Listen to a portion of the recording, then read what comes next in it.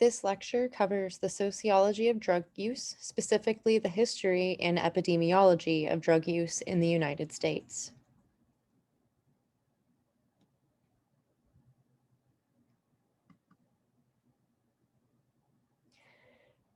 Sociologists researching drug use typically examine drug use through either a medicalized or criminalized lens.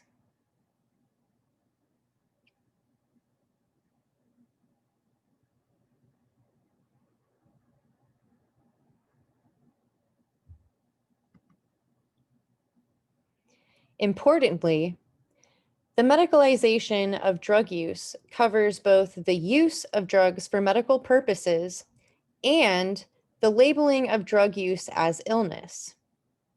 For example, Adderall is a popular focus of medicalization research because it has a criminalized counterpart, methamphetamine.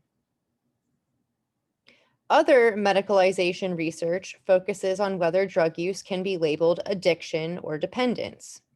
Drug use here largely meaning criminal drug use.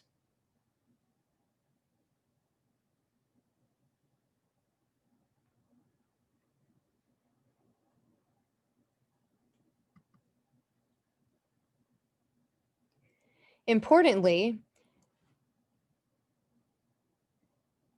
the criminalization of drug use emphasizes the criminal label attached to certain drug use, possession, and drug distribution. First and foremost, possession of drugs is important to the study of drug crime, independent of drug use and distribution. Possession is often not grounds to medicalize a substance, and possession is not a major focus in medicalization research. In 2018, an estimated 183,900 people were in state prisons for drug offenses. This is a drastic increase from 1980, when about 19,000 people were incarcerated in state prisons for drug crimes. The war on drugs era saw a significant increase in criminal drug use.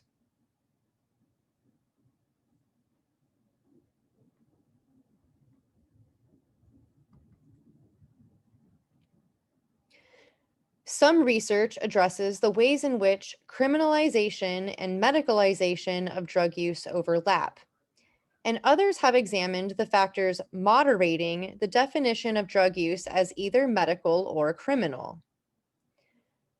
For example, a study from the National Institute on Drug Abuse, or NIDA, found that mandated treatment has better or similar effectiveness than voluntary treatment for drug dependence. Better outcomes were achieved with court-mandated treatment for 1-year outcomes, while 5-year outcomes were similar for both the mandated and voluntary treatment groups.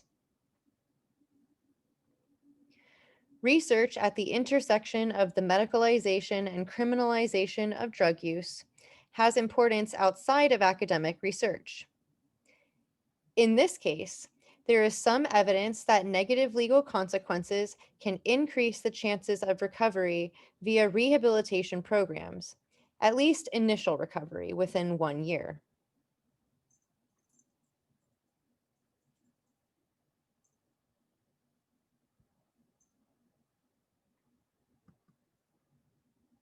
So, who gets arrested for illicit drug use and or distribution in the United States?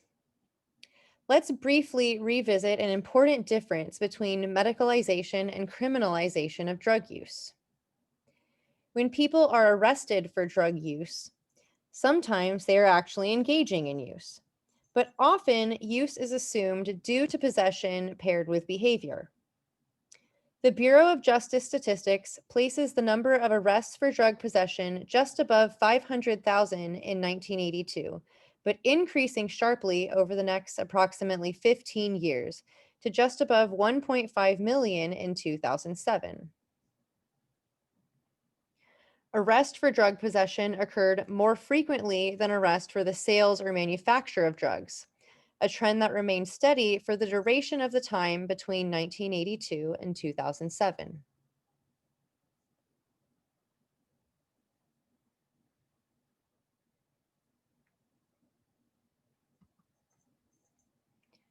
Adults are more likely to be arrested for drug crime than are juveniles. While the juvenile rate of arrest for drug crimes remained fairly steady between 1970 and 2007, the rate of arrest for adults in the same time period increased by approximately 1 million. This is evidence that the so called war on drugs had greater impacts for adults who used or sold drugs than it did for juveniles.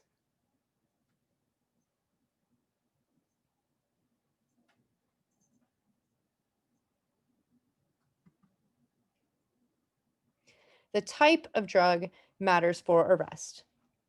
There is extensive fluctuation regarding which drugs have historically been important for arrest. In 1982, people using or selling cannabis were the most often arrested. Between 1987 to 1995, cannabis use and distribution was of reduced interest. The primary focus during this time period shifted to the use and distribution of heroin and cocaine.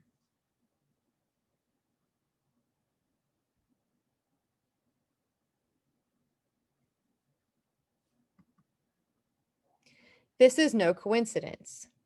The Crack is Whack campaign, launched in 1986 to bring awareness to the crack epidemic impacting New York City at that time.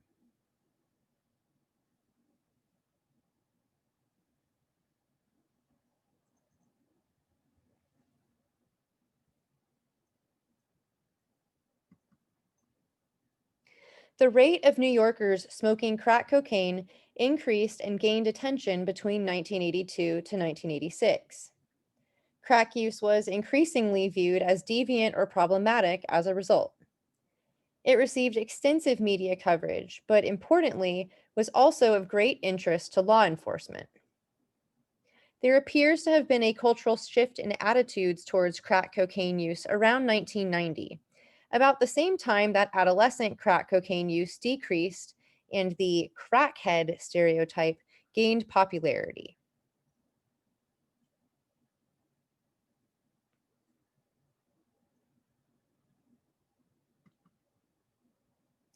When crack cocaine's popularity among the public decreased, law enforcement's focus quickly returned to cannabis. This graph combines heroin and cocaine arrests into one category and does not differentiate between crack and powder cocaine. This could be one explanation for the apparent decline in arrest for heroin during a period of time that is now understood as the beginning phase of the opioid epidemic. Another explanation could be the known increase in cannabis use among teens beginning around 1990 and continuing through present day.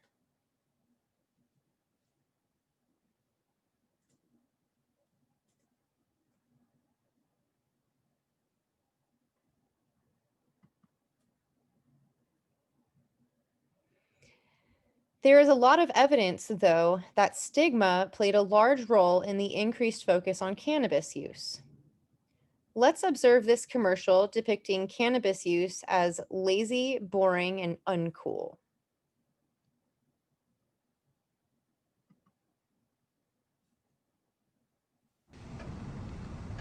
So, Sarah, what's going on here? Sarah? Sarah, She won't answer you. Or she can't. why not? This is the way it's been since she started smoking pot. She's all lazy and boring and... You know, we used to have so much fun together. And now? This is what we do.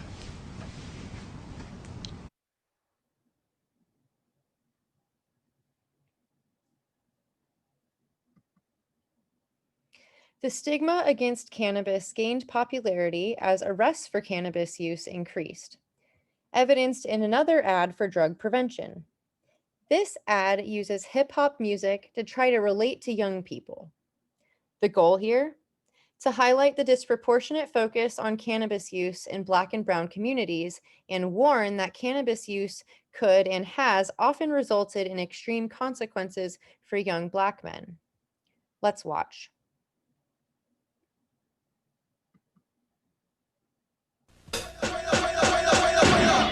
life is more important than material things. You don't need all the gold and the diamond rings. Yeah, you make a lot of money and you make it fast. You get busted, you're going straight to a jail cell, man. It's going on. Police are getting serious. I don't mean to diss, but you gotta get out of this. Straight up, man. It's a known fact. It ain't enough money that can get your life back. Freeze! Straight up, freeze! Straight up, police! Yo, little brother, what's up with these drugs? You wanna make a lot of money and be a thug? You want these fancy cars to flaunt your money? But then you go to jail like all the other dudes. Straight up, it ain't cool. You know what they say? So you got a 9mm in your face. It's a game you can't win, so don't try to play. Let's spread the word from New York to LA. We're here to tell you that drugs are for suckers. Straight up! Police! Straight up, freeze! Straight up, police!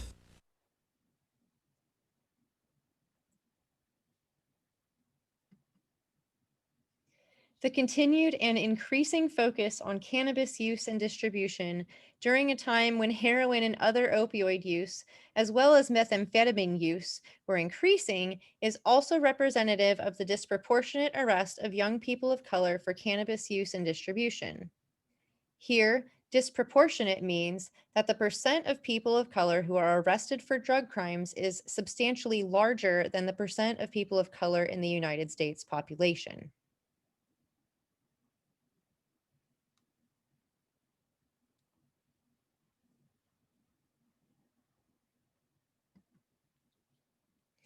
This disproportionality does not reflect actual trends of drug use by race in the United States, which indicates that whites, especially white teenage boys, are the most likely US subpopulation to engage in drug use. The trend is exacerbated in the case of cocaine use. White teenage boys are even more likely to engage in cocaine use, specifically as compared to Black teenage boys. There's evidence that Black teenage girls are less likely to engage in cocaine use than their peers.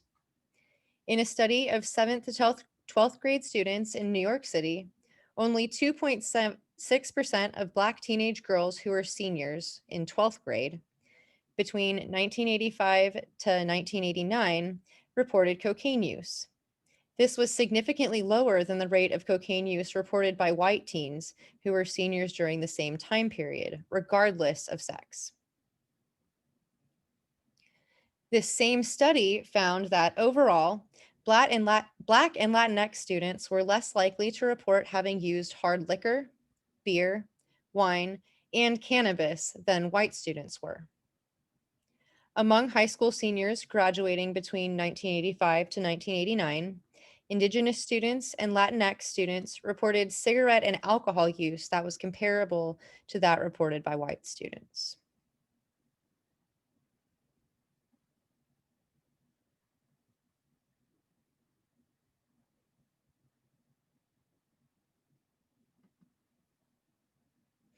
This is important evidence that the reality of substance use by people of different races did not align with racial stereotypes about drug use. Let's view this short video. In the video, Lorenzo Jones discusses the A Better Way Foundation, one of the responses to the discrimination against Black and brown people that occurred as a result of things like the crackhead stereotype.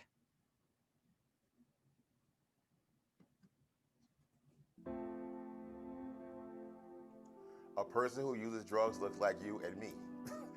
They don't look like anything. They look like people. They look like people who use drugs. They look like people who walk. They look like people who eat. So if you want to know what somebody who uses drugs looks like, look in the mirror. The drug war dehumanizes people in a way that allows all the rest of us to never see their humanity. Because our prison population says the people who use drugs are Black and brown. And we know that people across the table use drugs at roughly the same rate. A Better Way Foundation was started by the Drug Policy Alliance in 1999. It's a great relationship for drug policy reform movement.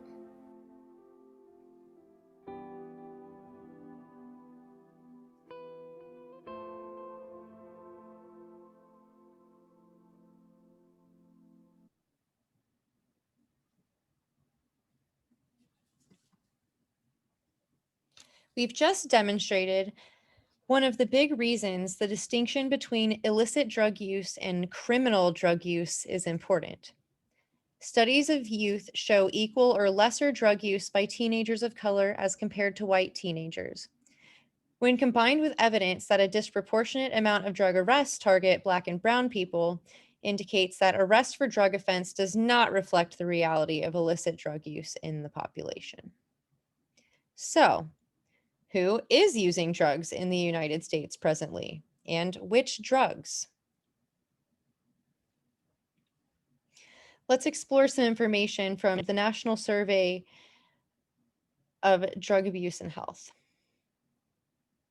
Here we can see that drug use is highest among young people. Notably, abuse of prescription drugs, or the use of prescribed medication other than for its intended purpose, or of a different dose than prescribed, is the highest among young adults. Amphetamines are the most popular prescription drugs among college-age students, but this is not a static norm. It seems very specific to young adults in the millennial generation, or those born between 1984 to 1996. Death by prescription drug overdose among adults aged 18 to 24 saw an approximately 400% increase between 1999 to 2014.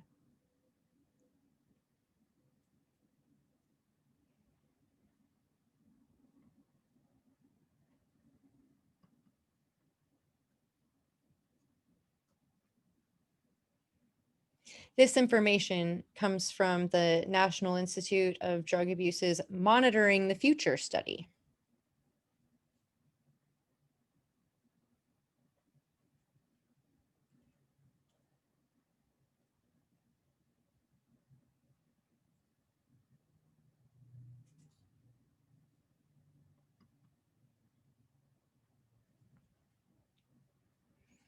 This study has examined teen drug, alcohol, and cigarette use since 1975. It now includes 8th, 10th, and 12th graders. The 2019 data show that drug use for everything except cannabis and nicotine decreased significantly and continues to decrease among the Generation Z youth, or Gen Z, those born after 1996. In 2014, the senior year of high school for most of the 1996 millennials, 6.8% of 12th graders, 4.6% of 10th graders, and 1.3% of 8th graders reported misuse of Adderall. In 2019, rates of Adderall use by both 10th and 12th graders decreased to 3.1 and 3.9% respectively. More 8th graders reported misuse of Adderall in 2019 than did in 2014. This does not appear to have a significant lasting effect. Use of both Vicodin and OxyContin decreased substantially between 2003 to 2019, peaking between 2005 to 2009 for both substances.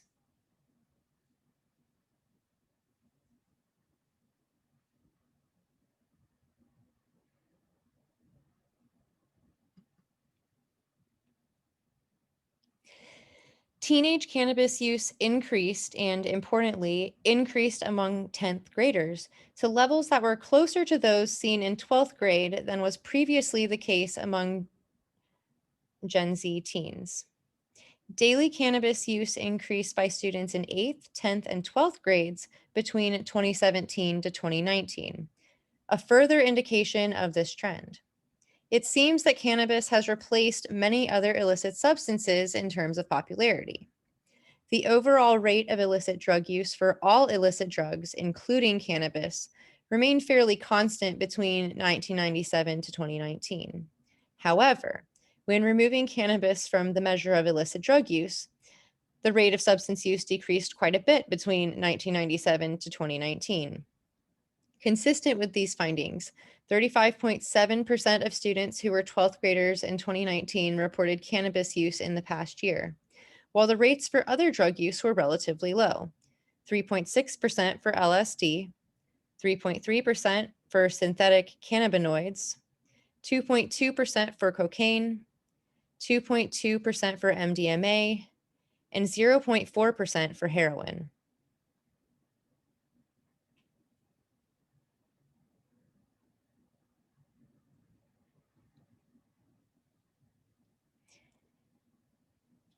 Illicit drug use is not the only form of drug use in the United States.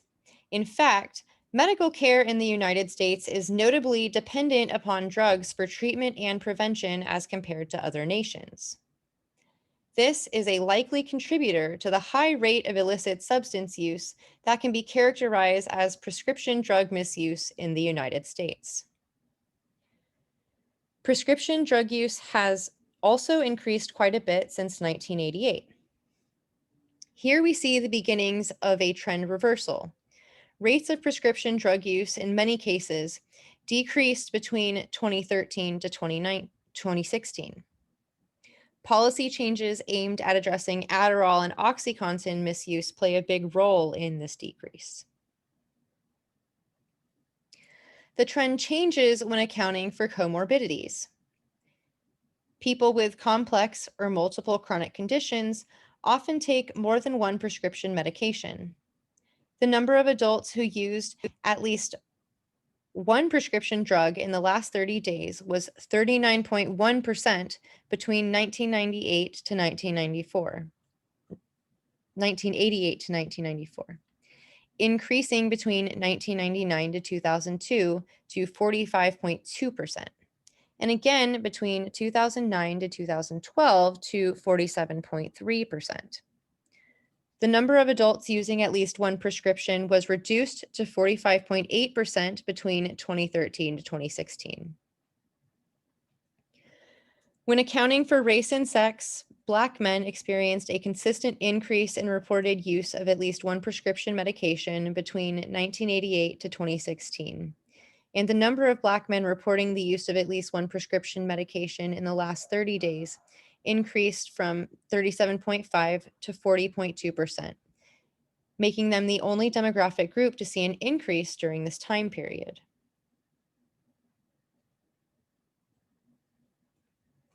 For those reporting the use of 3 or more prescription drugs in the past 30 days, there was a steady increase between 1988 to 2016.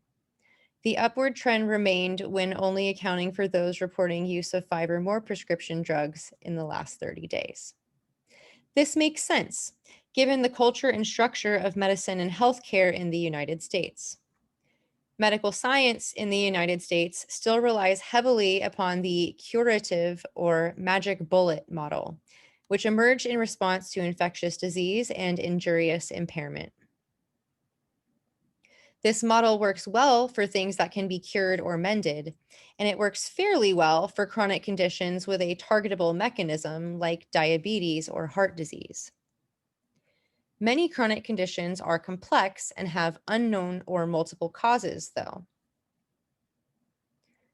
Osteopathic or whole systems approaches can account for some of this complexity, but MD programs have maintained their status as more prestigious or more scientific than osteopathic or DO programs.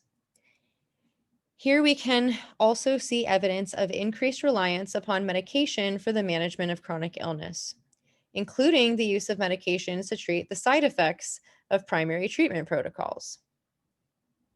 It is likely that at least some of the people reporting the use of 5 or more prescription drugs in the last 30 days were using 1 or more medications to manage other medication side effects.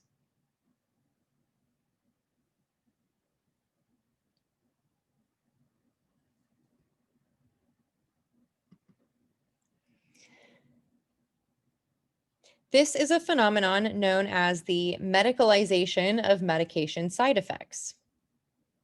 Tardive dyskinesia is one of the more relevant examples today. Here is a televised advertisement about tardive dyskinesia. This type of advertisement is called direct-to-consumer drug advertising, or DTC advertising, and it is very specific to the cultural context here in the United States. In many other countries, direct-to-consumer advertisement for prescription medication is not permissible by law, whereas here in the United States, it's pretty much standard practice.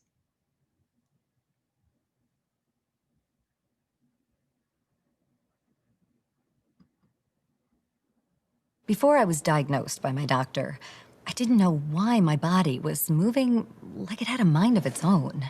My eyes blinked way too much, even though I didn't mean to. It turns out I have tardive dyskinesia, a condition that may be related to important medications I take for my bipolar disorder. My fingers moved like they were playing a piano that wasn't there. I was embarrassed that others could see my movements.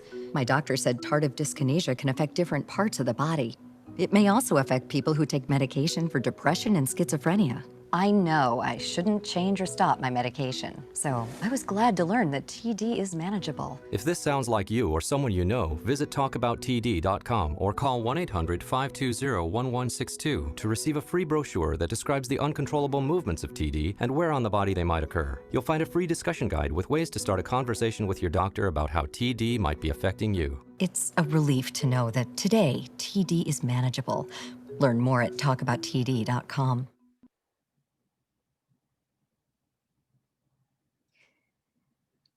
Examples of DTC drug advertisements encouraging medication use over public health practices for both prevention and treatment include ones like these.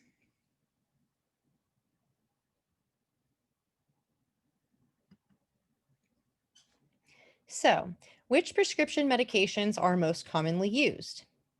It differs per age cohort. For children aged 0 to 11 years, most common prescriptions between 2015 to 2016 were inhalers to treat asthma, followed by stimulants to treat ADHD and the antibiotic penicillin. Stimulants to treat ADHD are the dominant prescription medication for youths aged 12 to 19 years. Other than stimulants, oral contraception or birth control and asthma medication are the other predominant prescriptions taken by 12 to 19-year-olds in the United States. Antidepressant pain medication and medication to manage cholesterol became the predominant prescriptions in early to middle adulthood, or age 20 to 59 years. This is an indirect indicator of the high stress associated with young and middle adulthood in the United States.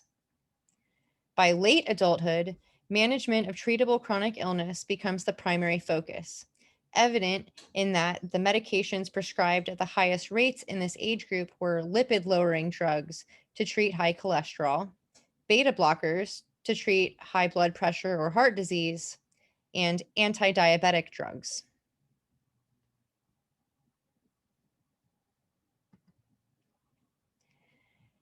There's an interesting paradox here.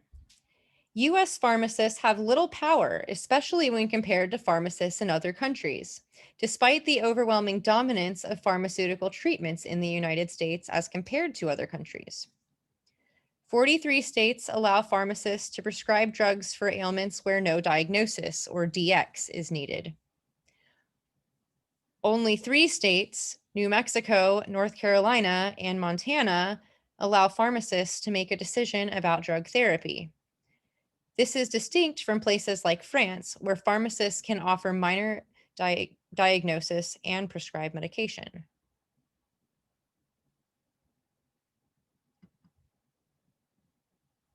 So, to answer the question about which drugs are Americans using, it's actually neither illicit, prescription, or criminal drugs. Instead, the overwhelming preference is for over-the-counter and other easily accessible medications. The combination of inadequate healthcare coverage, high prescription costs, and American work culture have rendered over-the-counter medication a cost-saving mechanism.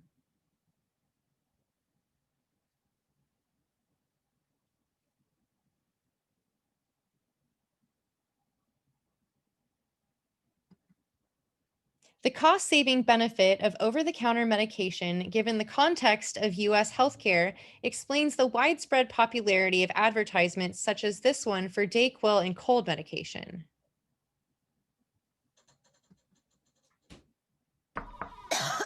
Hey, Amanda. sorry to bother you, but I gotta take a sick day.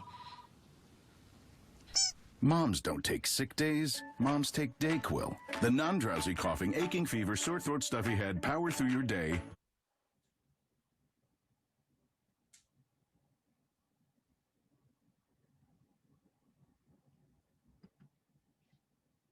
And this one for Aleve.